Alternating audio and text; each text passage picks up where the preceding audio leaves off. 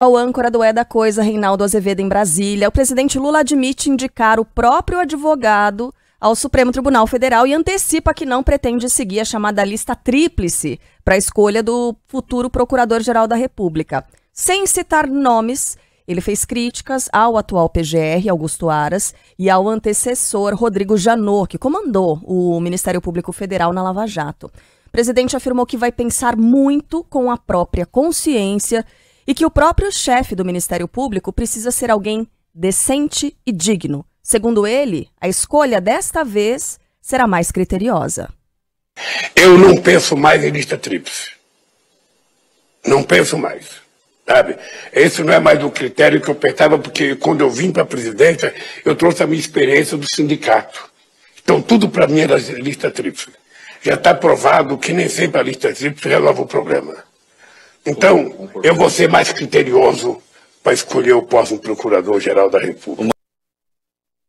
Sobre as indicações que fará o Supremo Tribunal Federal, Lula não descartou o nome de Cristiano Zanin, que o defendeu na Lava Jato. Até o fim do mandato, o presidente vai escolher os substitutos de Ricardo Lewandowski, que se aposenta agora em maio, e de Rosa Weber, que deixa o Supremo Tribunal Federal em outubro. Segundo Lula, o principal critério para a indicação será o caráter. Então, veja, qual é o critério de escolha? Um dia desse, um cara falou assim: meu Lula, você pode escolher o que você quiser, biografia, o cara pode ter lido todos os livros do mundo, mas não esqueça uma coisa, a pessoa tem que ter caráter.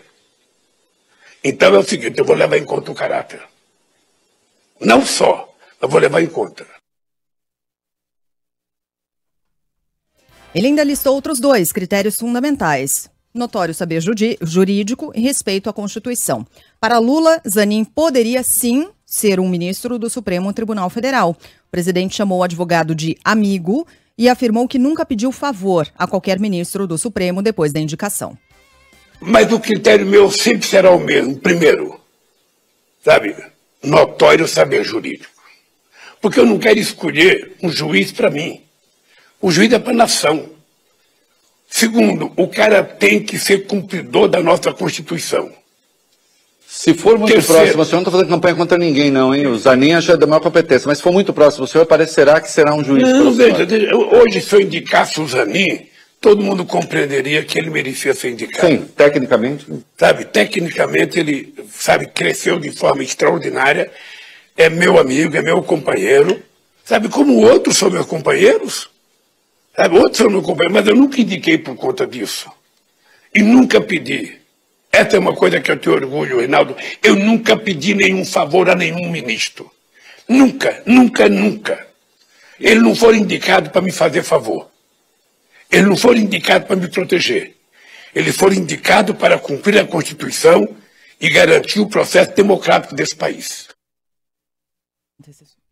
Só fazendo aqui colocando uma informação antes, né, das nossas impressões sobre essa fala do presidente Lula. O Alê, nosso ouvinte, lembrou, a gente citou aqui sobre chefes, né, do Ministério Público Federal, primeiro, Procurador-Geral Augusto Aras, e depois o Rodrigo Janot, mas teve a Raquel Dodge entre os dois, né? Isso. Aparece como antecessor, é antecessor também, mas não é um antecessor imediato, né? Então tá colocada aqui a informação. Obrigada, Ali, pela lembrança. Bom, o nosso trabalho aqui é confrontar o homem e a mulher públicos, as suas palavras e as suas eventuais contradições. A gente já abriu esse noticiário falando aqui sobre a intenção do presidente Lula de desprezar a lista tríplice na escolha do futuro Procurador-Geral da República. Foi o Ivan Brandão que me chamou a atenção para a reportagem publicada no site do PT no dia 6 de setembro de 2019, na ocasião da indicação de Augusto Aras para a Procuradoria. O título diz: Bolsonaro e PGR, desrespeito à lista tríplice é o maior retrocesso em 20 anos. Nesta quinta-feira, Bolsonaro resolveu, diz o texto, desprezar a Associação Nacional dos Procuradores da República, responsável por eleger e montar a lista tríplice de procuradores mais bem preparados para o cargo de Procurador-Geral da República. Uma tradição democrática no país. De fato, foi o que Bolsonaro fez. Segue o texto mais para frente. No caso aqui, o desrespeito, né, o desprezo à lista tríplice, é mais um exemplo do despreparo de Bolsonaro para o cargo que ocupa, envergonhando uma posição que durante 16 anos foi preenchida de maneira brilhante. Durante seus governos, Lula e Dilma sempre respeitaram a lista tríplice da NPR e, na maioria das vezes, escolheram o mais votado pelos procuradores. A Procuradoria-Geral da República é um cargo muito importante para o judiciário brasileiro, responsável por investigar, etc, etc, etc. Um eventual aparelhamento da instituição feriria de morte a democracia brasileira. Bem, se aquele era o maior desrespeito à lista tríplice, o maior retrocesso brasileiro nos últimos 20 anos, e são palavras do próprio Partido dos Trabalhadores, o atual presidente Lula está repetindo esse retrocesso 2 anos depois, ou melhor, 3 anos depois. Sobre as indicações que fará o Supremo Tribunal Federal, Lula não descartou o nome de Cristiano Zanin, isso a gente já falou, né? Na mesma entrevista, Reinaldo Azevedo, o Lula disse que se reúne na próxima segunda-feira com o ministro das Comunicações, Juscelino Filho, alvo de diversas denúncias. Na última semana, aliás, esse nome pipocou demais aí nas principais manchetes. O político do União Brasil é suspeito de receber diárias e de usar um avião da FAB para ir a leilão de cavalos, além de omitir mais de R$2 milhões ao TSE. Como, né? Ele declarou fazendas, mas, ai meu Deus, esqueci os meus cavalos de raça. R$2 milhões em cavalos não apareceram ali na declaração ao Tribunal Superior Eleitoral. E também de destinar recursos do orçamento secreto para asfaltar uma estrada que dá acesso a uma fazenda da própria família. Juscelino Filho nega qualquer irregularidade, mas ontem disse ter devolvido o valor gasto com as agendas privadas em São Paulo no fim de janeiro. O presidente Lula falou sobre esse assunto, deixou claro que, se o ministro não provar a inocência dele, está fora do governo. Eu tentei essa semana conversar com o Juscelino. O ministro Juscelino está viajando, está no exterior, a serviço do Ministério, discutido no encontro de telecomunicações.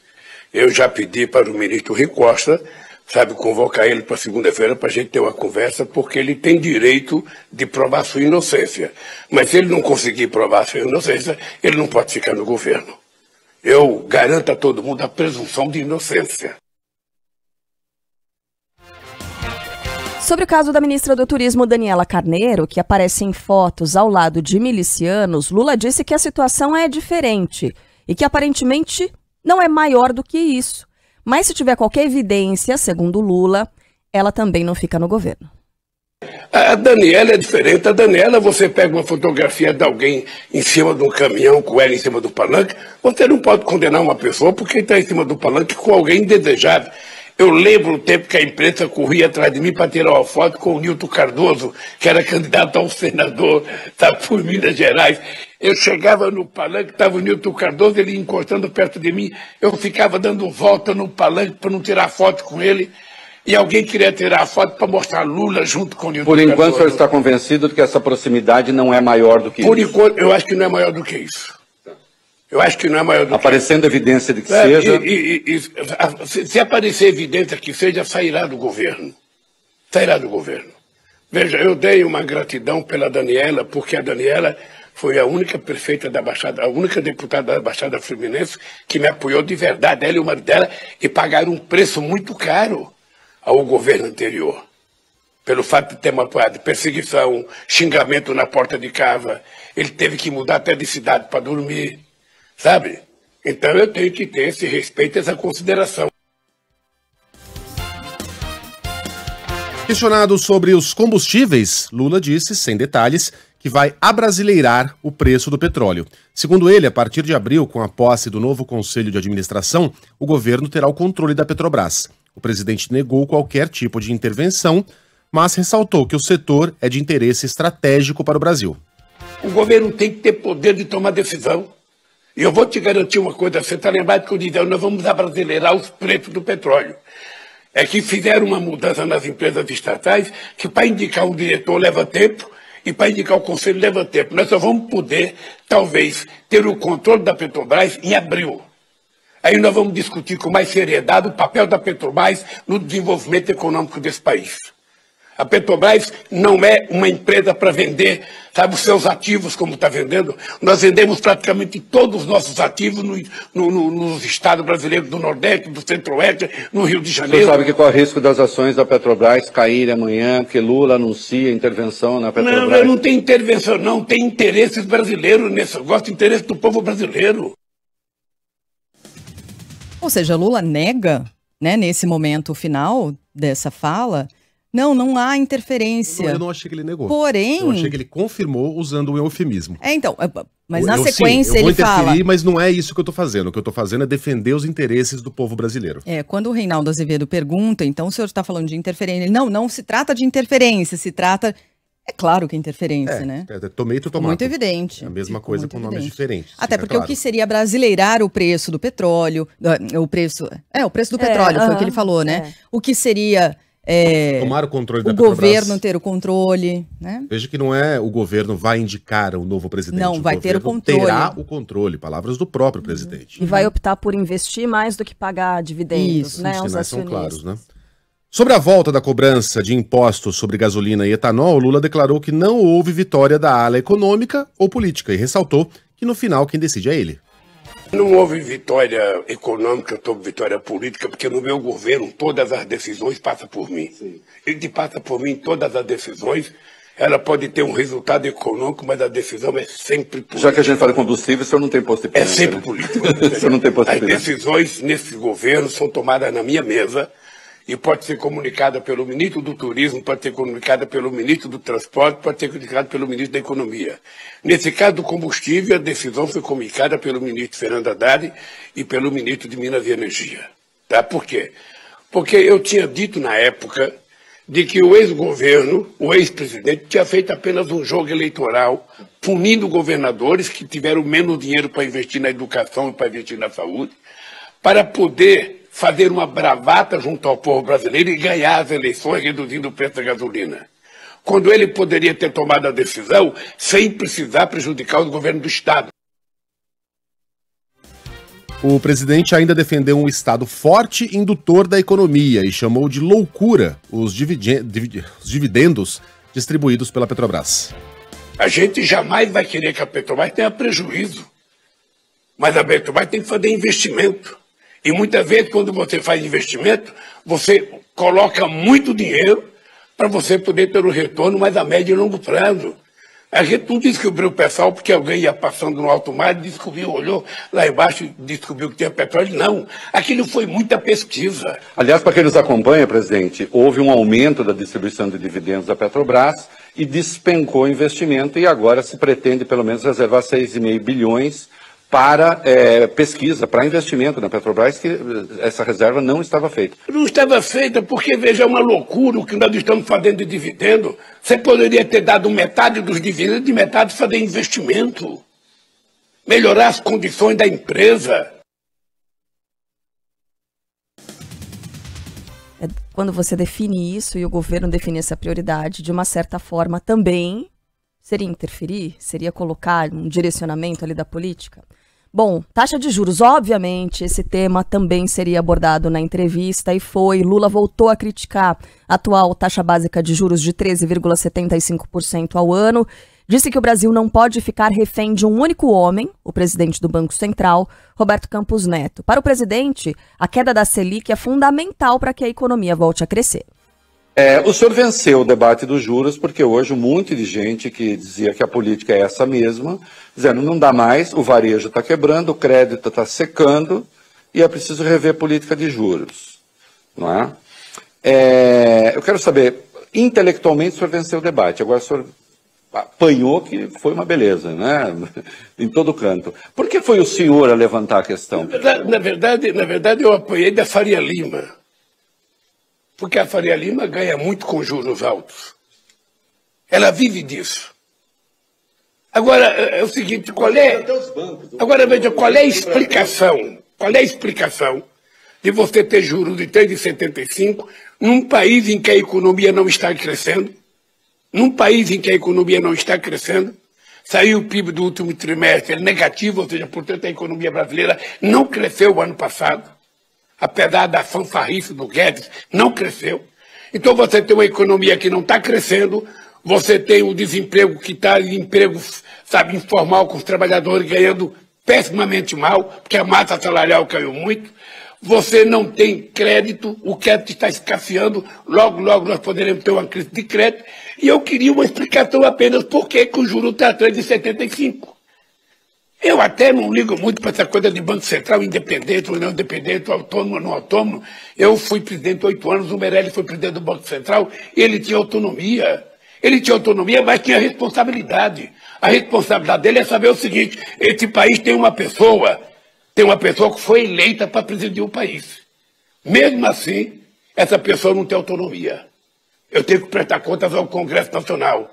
Eu tenho que prestar contas à Câmara, eu tenho que prestar contas ao Senado, eu tenho que prestar contas ao Tribunal de Contas da União e tenho que prestar contas à sociedade brasileira, tenho que prestar contas aos meios de comunicação que vive toda hora cobrando. Ora, por que esse cidadão que não foi eleito para nada, ele acha que ele tem o poder de decidir as coisas e ainda eu vou pensar como é que eu posso ajudar o Brasil? Não, você não tem que pensar como ajudar o Brasil, você só tem que pensar como reduzir a taxa de juros, para que esse país volte a ter crédito, para que a economia volte a funcionar. É isso que tem que fazer. A única coisa que eu acho é o seguinte: esse país não pode ser refém de um único homem. E fez mais críticas a Roberto Campos Neto. Eu acho que ele tem que fazer o trabalho dele, mas o trabalho dele, efetivamente, ele tem 3 obrigações que foi determinada na lei que aprovou a autonomia do Banco Central. Ele tem que estar preocupado com a inflação, mas ele tem que estar preocupado com o emprego e preocupado com o crescimento da economia. Ele não pode esquecer as outras coisas e ficar estabelecendo um plano de metas que ele aliás, sabe que não vai cumprir. Está na lei que instituiu a autonomia do Banco Central, na lei complementar. Que veja, e como lembrou o presidente do Conselho do Bradesco, também é o que faz o Banco Central Europeu, também é o que faz o Fed americano, se preocupar com essas 3 coisas. Senão não tem sentido. Né? Então, veja, e é engraçado porque, de repente, as pessoas escrevem: o presidente não pode criticar o presidente do Banco Central. Que absurdo! Que absurdo! O presidente da República pode criticar. O que eu não posso é ser leviano e dizer coisas que não sejam verdadeiras. Eu estou dizendo a máxima verdade. Não existe explicação para a taxa de juros ser 13,75. Não existe excesso de consumo. Não existe inflação de consumo nesse país. A economia não está crescendo. O povo não está comendo. Então não tem nenhuma razão de juros altos. Apenas isso. Bem, sobre a relação com o Congresso e o Centrão, Lula afirmou que governa com quem é eleito, independentemente do partido. O presidente da República, ele é eleito, ele tem um Congresso com 513 deputados, uma Câmara e um Senado com 81 deputados. É com essa gente que eu tenho que governar. E eu tenho que respeitá-los se eu quiser que eles me respeitem. Eu tenho que dizer para todo mundo que o voto que ele recebeu do eleitor brasileiro de direita ou de esquerda, de centro, não importa, merece a mesma crença que o meu. É um eleitor que votou. Então o cidadão está lá com mandato, é com ele que eu tenho que conversar, não é com o suplente, não é com quem perdeu, é com quem ganhou. E eu tenho que, a partir dessa realidade, estabelecer uma relação política, sabe, com base em programa, com base em coisas que interessam ao povo brasileiro, para você poder governar o país. E eu vou fazer isso com o máximo de tranquilidade, sem virar refém do Congresso Nacional, como o ex-presidente virou. Perguntado sobre as gestões passadas do PT, o presidente avaliou que Dilma Rousseff se perdeu um pouco, palavras dele, mas fez críticas ao ex-presidente da Câmara, Eduardo Cunha. Lula disse ainda que é bem possível que ele mesmo tenha cometido erros, mas vai trabalhar para fazer melhor. Me parece inegável, há um quase consenso até entre economistas mais à esquerda, que a coisa desandou um pouco a partir de 2011, enfim. Que erros não cometer, na hipótese de que o senhor considere que se cometeram erros depois da sua saída? E eu não estou querendo demonizar ninguém. Não, mas deixa eu lhe contar uma coisa. É bem possível que eu tenha cometido erros, e talvez muitos erros. De vez em quando as pessoas pedem para eu fazer autocrítica, eu falo: não, por que eu tenho que me autocriticar? Outro faz. Me critica você. Sabe? Deixa a oposição me criticar. A verdade é que a companheira Dilma pegou uma crise internacional mais violenta em 2012 e 2013. Uma crise muito violenta, e a verdade é que depois a gente fez uma série de desonerações e a gente não conseguiu recuperar a economia. Quando ela tentou mudar em 2012, que ela mandou uma medida provisória para o Congresso não aceitou a medida provisória de fazer algumas mudanças que ela queria. Então, a gente se perdeu um pouco, ou seja, e aí veio, sabe, o Eduardo Cunha, sabe, que foi o karma da Dilma, ou seja, porque ele trabalhou o tempo inteiro para prejudicar a Dilma, o tempo inteiro para não aprovar as coisas boas, o tempo inteiro para colocar emendas que piorassem as coisas boas que ela mandava para o Congresso Nacional. E aí começou toda uma briga do impeachment, então não se governou mais esse país. Ao ser questionado sobre a guerra na Ucrânia, o presidente defendeu que a China precisa ter um papel importante na negociação de paz entre russos e ucranianos. No fim do mês, Lula deve se reunir com o presidente chinês Xi Jinping e ao fim do conflito será um dos assuntos, e o fim do conflito, né, será um dos assuntos do encontro. Segundo ele, o Brasil está disposto a ajudar na busca de um acordo para acabar com a guerra. Porque não é só discutir o que os Estados Unidos querem discutir, não é só discutir o que o Japão quer discutir, o que é que o Brasil quer discutir? O que é que o Brasil está pensando sobre as coisas? Então é isso que o Brasil tem que se mostrar, com a grandeza da sua população, com a grandeza do seu tamanho. Sabe, o Brasil não é menor do que ninguém, nós não queremos ser maior, mas também não queremos ser menor. E eu acho que hoje, sabe, tanto a Rússia quanto a Ucrânia estão pedindo a Deus que apareça alguém para acabar com essa guerra. Na entrevista, Lula ainda antecipou que teria uma conversa com o presidente ucraniano Volodymyr Zelensky, o que de fato ocorreu ontem à tarde. Ele detalhou ao nosso tio Rei a proposta de criação de um grupo de países, incluindo o Brasil, para mediar a paz na região. Eu tenho proposto a eles que é preciso criar uma espécie de G20 para discutir a paz, porque só tem gente discutindo guerra. Então é preciso criar um grupo de países que se disponha a discutir, tanto com o presidente da Ucrânia quanto o presidente da Rússia, o estabelecimento de paz. Porque a Europa está financiando a guerra, está colocando dinheiro, todo dia anuncia dinheiro, os Estados Unidos todo dia anuncia dinheiro, ou seja, e não tem ninguém falando em paz. A entrevista completa de Lula ao âncora Reinaldo Azevedo você acompanha em todas as nossas plataformas digitais, no YouTube, no site da Band News FM e no nosso Facebook. Bom, mas sobre a conversa de Lula com Volodymyr Zelensky, informação chega agora de Brasília com o Rafael Procópio. O presidente Lula conversou através de uma videochamada com o presidente da Ucrânia, Volodymyr Zelensky. Mais uma vez, o presidente brasileiro se colocou à disposição para mediar uma solução de paz a longo prazo para a guerra entre Rússia e Ucrânia, que já dura mais de um ano. Pelas redes sociais, Lula disse que reafirmou a Zelensky que o Brasil vai participar de qualquer esforço pela paz e que a guerra entre os países não interessa a ninguém. O presidente ucraniano também se manifestou pelas redes sociais. Ele agradeceu o suporte do Brasil à resolução da ONU, que pede o fim da guerra, e disse que na conversa eles comentaram sobre a importância do suporte aos princípios da autoridade e do território de cada nação. Além disso, discutiram soluções diplomáticas para resolver o conflito na Ucrânia e em outras partes do mundo. Assim como Lula, o presidente da Petrobras fala em buscar uma política de preços compatível com a realidade do Brasil e classifica a chamada PPI de abstração. A Priscila Xavier tem os detalhes. O presidente da Petrobras, Jean Paul Prates, afirma que a empresa deve praticar outros valores referenciais e não necessariamente seguir o plano de paridade de importação atrelado ao mercado internacional. Segundo o presidente da companhia, os preços dos produtos serão definidos de acordo com as condições dos compradores. Além disso, de acordo com ele, a não imposição do PPI não significa um desabastecimento de combustíveis no país. Durante coletiva ontem, Jean Paul Prates disse ainda que a estatal precisa aderir à melhor política de preços para tentar garantir a competitividade diante do mercado. Se é o PPI que é o melhor preço, por acaso, que seja, mas na maior parte das vezes talvez não seja, porque, a meu ver, o PPI é o preço do concorrente. O PPI, para a Petrobras, só garante ao concorrente uma posição confortável. A minha é poder ser mais competitivo quando eu puder ser. Não existe bala de prata, não existe um dogma, não existe um preço apenas de referência para o Brasil todo. O PPI mesmo, ele difere. Fernando Haddad volta a criticar a taxa básica de juros ao falar sobre o resultado do PIB em 2022. Márcio Rocha.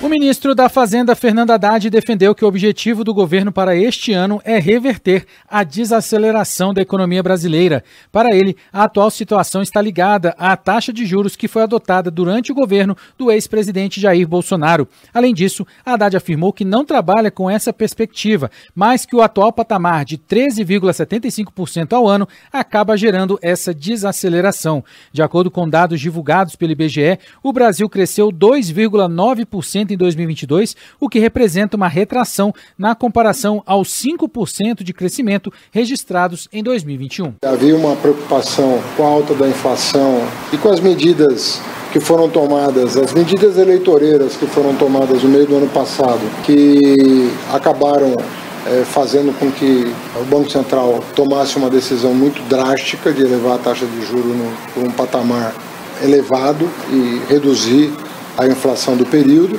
Mas o fato é que a economia está desacelerando.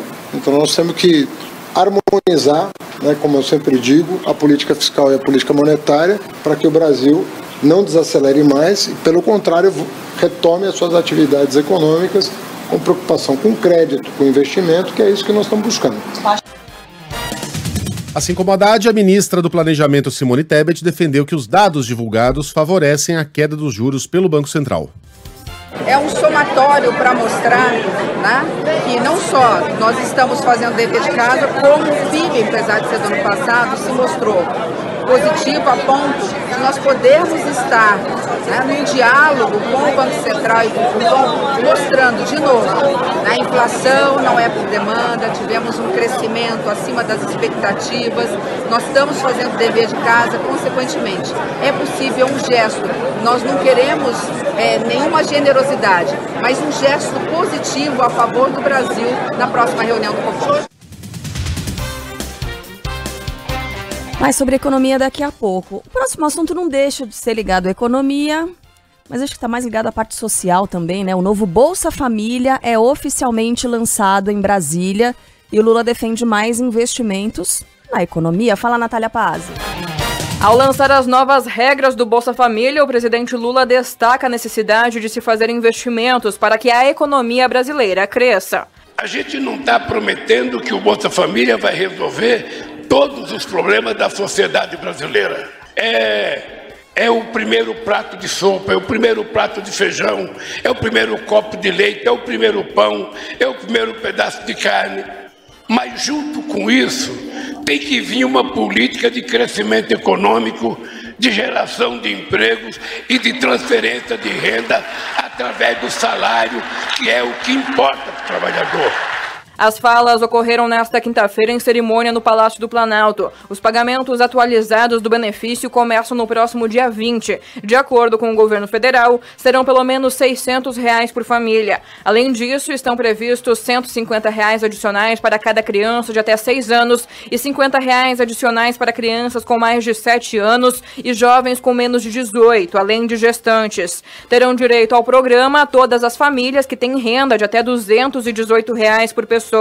Além disso, precisam estar com dados atualizados no cadastro único. Os beneficiários deverão manter crianças e adolescentes na escola. Também fazer o acompanhamento pré-natal em caso de gestantes e ter as carteiras de vacinação atualizadas. A Câmara de Caxias do Sul aceita o pedido de cassação daquele vereador imbecil que proferiu falas xenofóbicas contra os baianos. Ontem, nas redes sociais, Sandro Fantinel se disse arrependido, pediu desculpas e chorou. Fala, Jean Costa. Os vereadores de Caxias do Sul votaram a favor da abertura do processo de cassação de Sandro Fantinel. Na Câmara Caxiense, o parlamentar tem 10 dias para apresentar a defesa, depois mais 90 para que todo o processo seja concluído. Nesta semana, ele disse que baianos não deveriam ser contratados, pois só saberiam tocar tambor na praia. A manifestação do vereador diz respeito ao caso de trabalho semelhante à escravidão descoberto na última semana no Rio Grande do Sul. Em um vídeo nas redes sociais, Fantinel alega estar arrependido e atribuiu o discurso a um momento de lapso mental. É um momento de lapso mental, proferir palavras que não representam o que eu sinto pelo povo da Bahia e do Norte-Nordeste. Somos todos iguais e registro que estou profundamente arrependido. Sincero, né? Eu acredito até que ele tenha falado com o sentimento, por quê?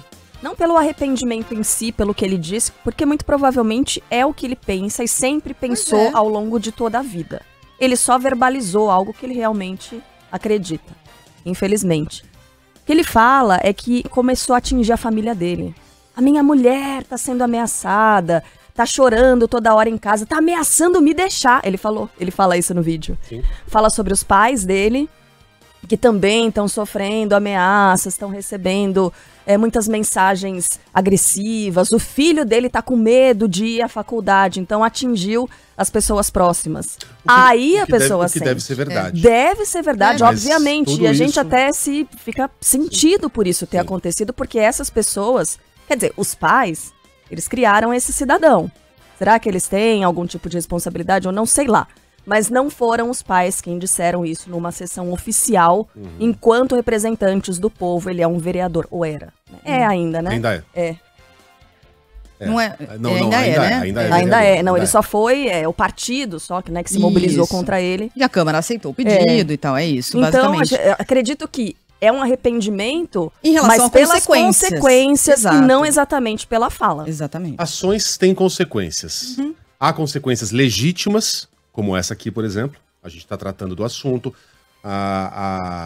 O pedido de cassação, a expulsão do partido, né? A esposa querendo deixá-lo. Eu também ficaria chocado se a minha mulher falasse alguma coisa parecida. E há reações que não são legítimas, que a gente não apoia. Ameaça, você enfim, mandar mensagens pro filho do cara que não falou coisa nenhuma. Então, tudo isso é consequência das ações do próprio vereador, né? Que tenho certeza, tá arrependido. Claro que tá arrependido. A vida dele deve estar muito pior do que era 3 dias atrás. Mas aí cada um se reserve ao direito de acreditar no que bem entender. Eu tô do lado da Carla. Não acredito de forma alguma na hipótese de um lapso mental que o fez demonizar um povo de uma região inteira do Brasil. Isso é conversa para boi dormir. Adiante. Trocar quiabo por jiló também tem suas consequências, Luiz Megali. Explique, Carla Bigato. Ontem a gente estava falando sobre uma receita. A gente estava no noticiário local para São Paulo, no Band News São Paulo, viu, Sheila? Entrou a coluna da Carole Crema, trazendo uma receita de jiló. Jiló dá para ficar bom, jiló se não é bom é porque a sua mãe, seu pai, o pessoal da sua família não sabe fazer e tal, sim. E ela deu uma receita. Aí o Megali falou assim, não, jiló é maravilhoso. Eu sei fazer uma conserva de jiló. Cadê? Você não. Aí ele passou a receita. Ele falou, primeiro você corta, aí você pega a pontinha e tira a baba, pra tirar a baba. Eu dei toda a receita. Não. Aí, deu toda a receita. Aí você coloca um pouco de vinagre, água, tal, os temperos que você quiser, fica uma delícia, blá, blá. Aí começou a chegar mensagem de ouvinte. Blá, blá, um monte de mensagem, né? Megali, jiló não tem baba. E aí, assim, a gente tinha tocado o assunto. Era quiabo. Era. Aí eu voltei pro assunto e falei, olha, a receita segue valendo. Você só troca jiló por quiabo. Que é só o principal ingrediente. O resto continua valendo. O tempo de cozimento. Tudo igual. A quantidade de vinagre e água, tudo igual, tá? Aliás, se quiserem a receita, depois eu repito aqui. É deliciosa. Bom, em frente. Novidades do caso do radiologista preso por abuso sexual no Rio de Janeiro. Amanda Oliveira.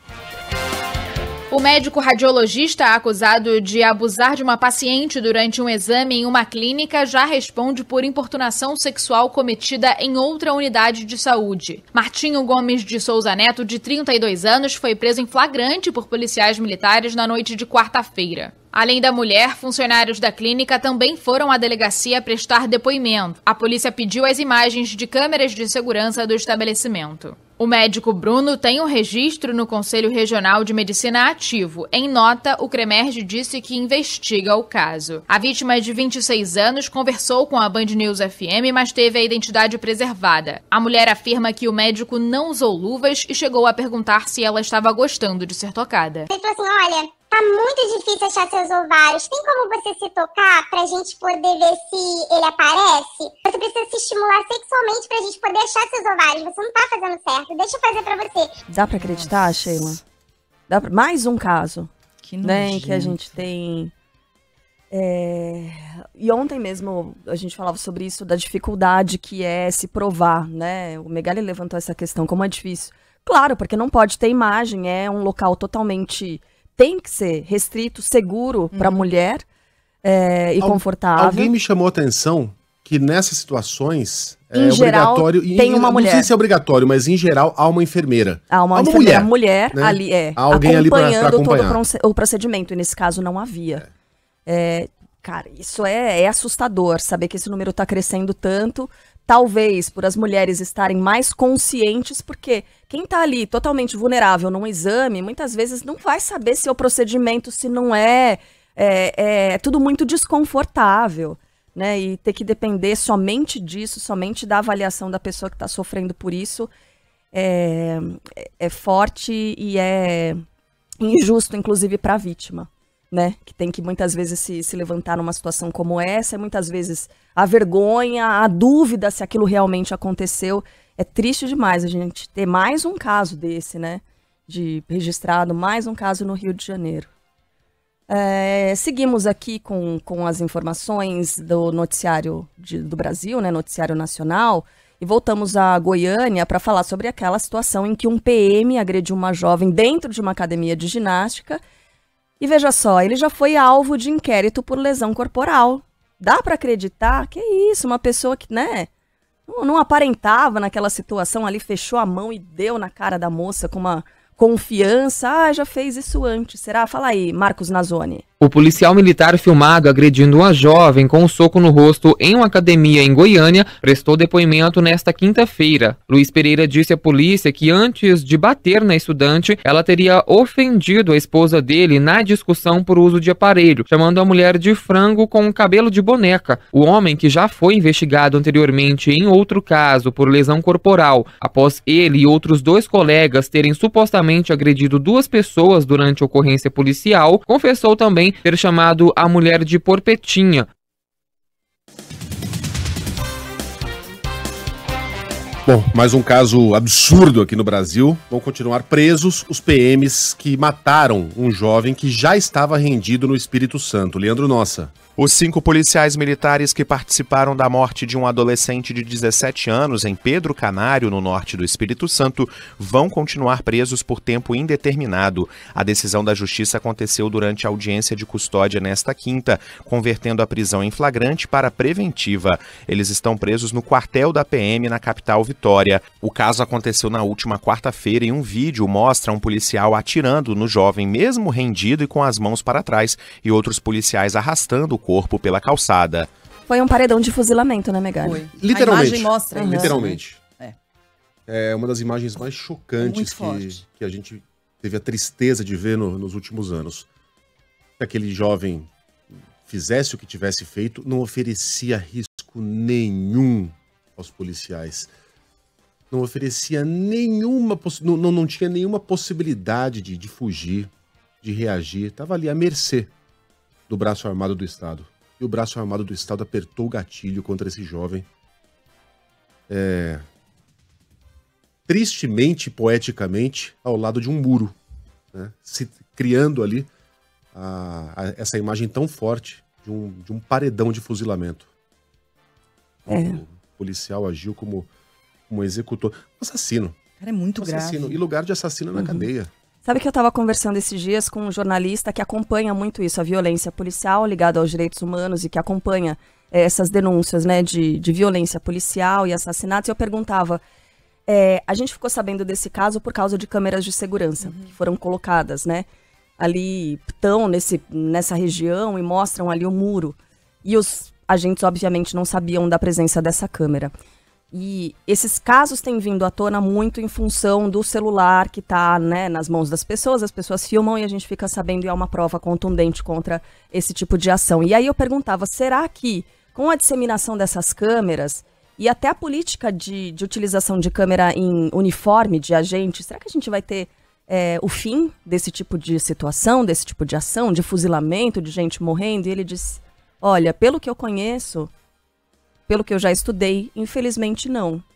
Porque isso faz parte um pouco da natureza humana, um pouco da própria natureza do trabalho ali, do monopólio da força, do monopólio da utilização de armas. Então, é uma questão de você colocar, de subjugar mesmo outra pessoa, o que precisa ser feito é uma seleção melhor no momento em que se contrata esse tipo de agente. Porque é possível barrar, né, as pessoas que têm algum tipo de desvio já de personalidade que vão partir para essa área.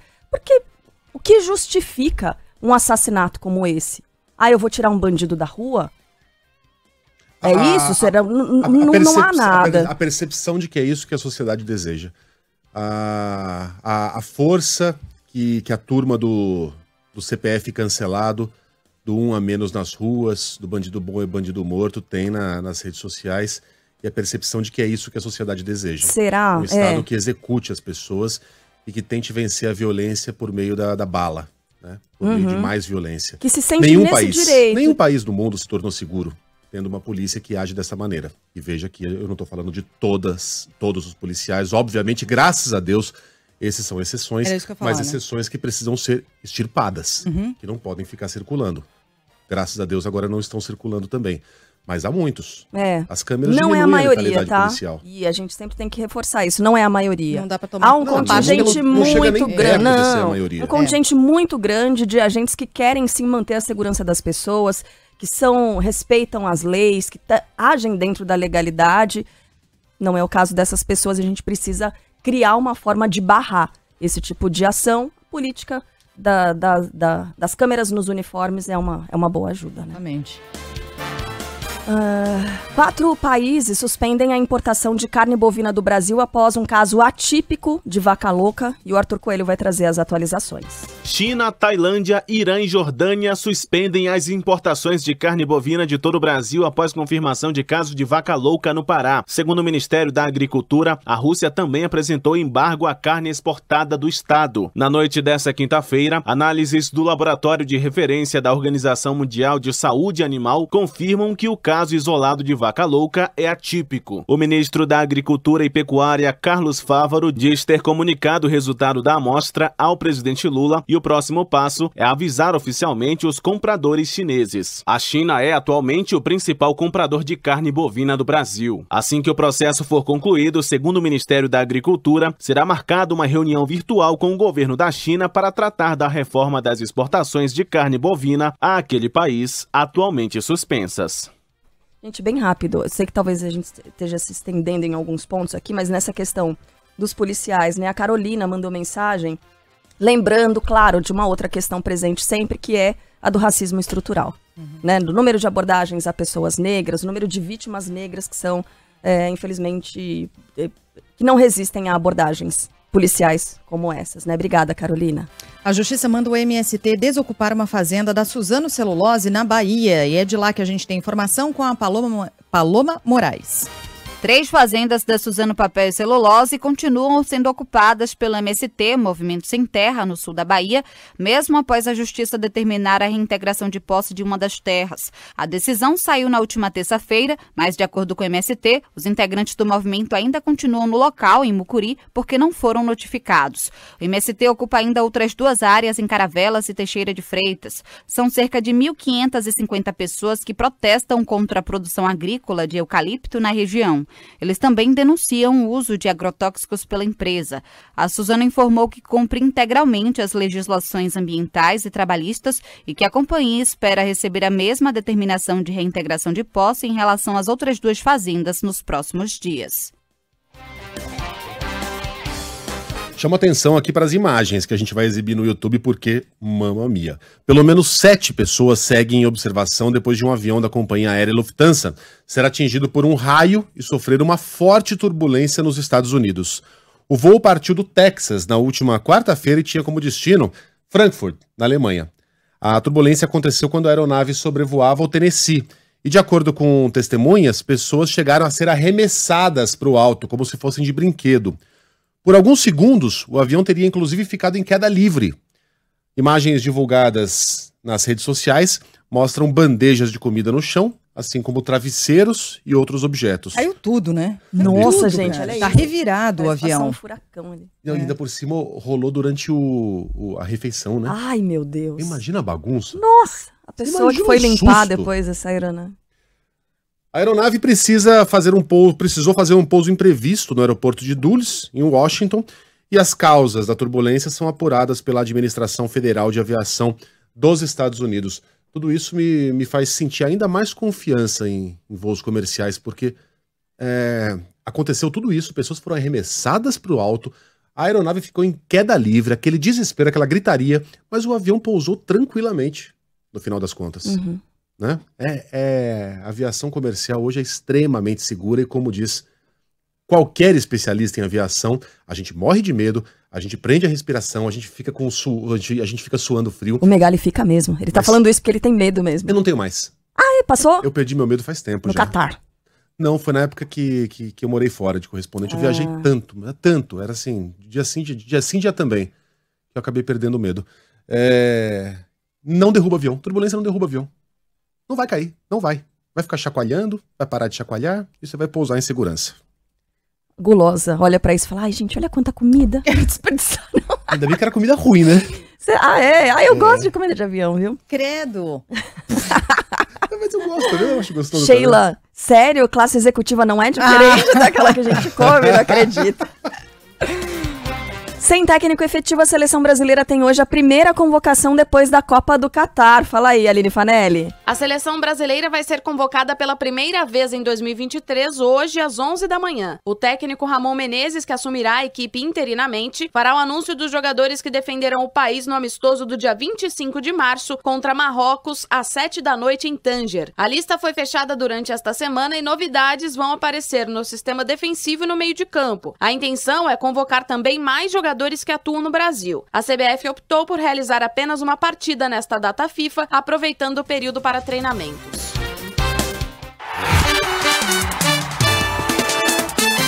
Futebol, com Milton Neves. Oferecimento Casa do Construtor. Aluguel de equipamentos. Ligue 0800 200 0217. Sicredi, conheça a primeira instituição financeira cooperativa do Brasil. Sicredi, gente que coopera, cresce. E Tintas Souvenir, a marca mais tradicional e querida do Brasil.